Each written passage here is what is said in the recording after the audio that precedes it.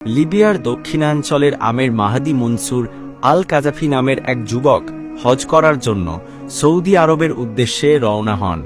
কিন্তু যাত্রা শুরুর মুহূর্তে এক অবিশ্বাস্য ঘটনা ঘটে। 2 দিন আগের ঘটনা।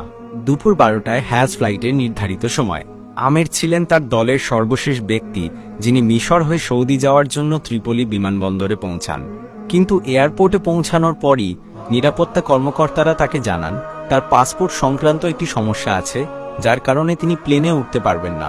বাকিরা প্লেনে উঠে যায় আর আমের একা বসে থাকেন।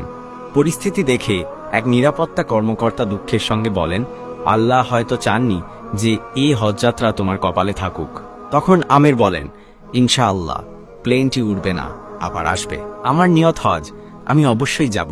কিছুক্ষণের মধ্যেই ঘোষণা এলো এয়ারপোর্টে প্লেনটিতে যান্ত্রিক ত্রুটি দেখা দিয়েছে এবং সেটি ফিরে আসছে। কিন্তু তাতেও পাইলট আমেরের জন্য দরজা খোলেননি।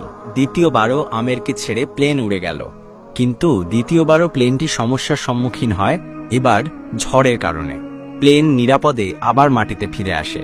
তখন পাইলট বলেন, আল্লাহর কসম, আমি আর উড়ব না যতক্ষণ না আমের প্লেনে ওঠেন। অবশেষে প্লেনের দরজা খুলে দেওয়া হয় শুধু আমেরের জন্য এবং তিনি সেই বিমানে উঠে পড়েন। সৌদি পৌঁছে হজ পালনকারী এই যুবক একটি